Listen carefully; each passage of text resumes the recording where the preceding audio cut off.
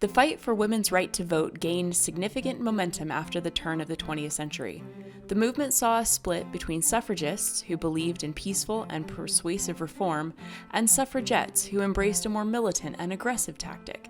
These two ideologies split not only the suffrage supporters, but in many cases, generations who had previously fought side by side. In 1919, the amendment granting women the right to vote had been passed, but there was still much work to do. The same mother and daughter, now older and slightly wiser, have come together again to discuss their differences. Hello, Mother. I know you and Father were shocked to hear that I had been detained, and I certainly appreciate you arranging my release, as well as affording me the opportunity to explain myself. The women's suffrage movement of yours and my grandmother's generation fought ardently to forge the way for future women to have a level of equality that you could only have dreamed of. In the same spirit, the women of my generation are dedicated to carrying the torch until we can stand shoulder to shoulder with men as we cast our votes for our government officials. New leaders in the movement, dynamic women like Alice Paul, Harriet Stanton Blatch, the Pankhurst ladies in the UK, these ladies have come to understand that the movement has lain dormant for years, and we need to stand up, shake the dust loose, and prove that we women have the courage to take bold action in order to effect change, in order to show men that we have just as much resolve as they do. Standing up and demanding to be heard is one thing, my dear. What you are doing is terrorizing the innocent population. Acid bombs, arson, lighting mailboxes on fire, staging pickets outside the White House even. These types of inflammatory actions will certainly do more damage to our cause. How can we attempt to claim that we approach politics and government with level-headed decision-making when you and your friends are causing fear among all levels of society? We want to incite change at every level. You ladies tend to focus on the upper and the middle class white women, but we realize that if we're going to see the 19th Amendment, the lower classes must march with us. Do you recall the tragedy of the Triangle Shirtwaist Fire in 1911? 600 women packed into the top floors of a tragically underprotected factory. It would have taken hours for all of those workers to descend the 2 single stairways to the ground, only to find that the doors were locked from the outside. These young women burned to death while trying to escape. Some were crushed by falling elevators, and the owners?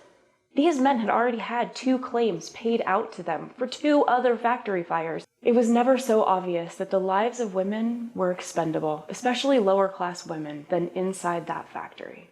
And yet, on Titanic, women and children were given the first seats on the lifeboats.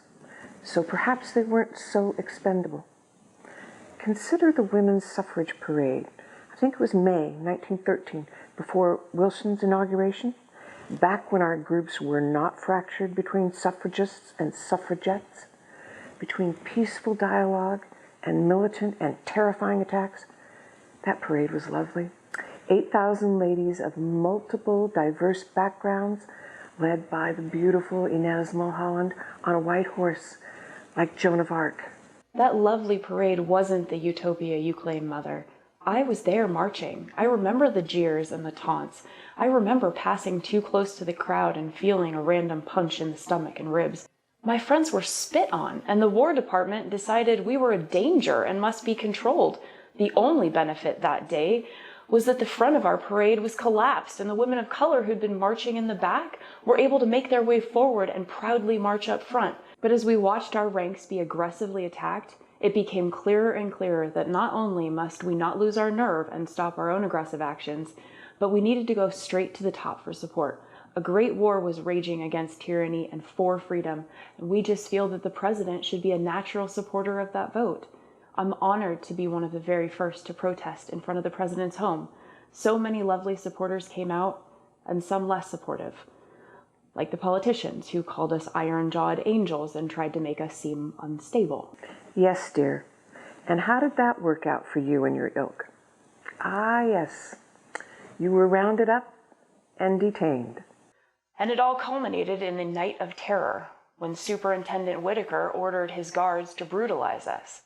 We were dragged, beaten, choked, kicked, some even force-fed with tubes down into their stomachs.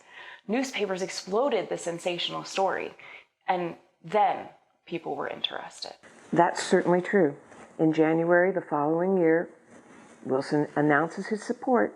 Next day, the House narrowly passes the 19th Amendment, but the Senate refuses to even debate until October.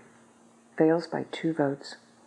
However, the National Women's Party, ever encouraging suffrage focus on the state and local level, encourages people to vote against anti-suffragists, leaving Congress mostly pro-suffrage.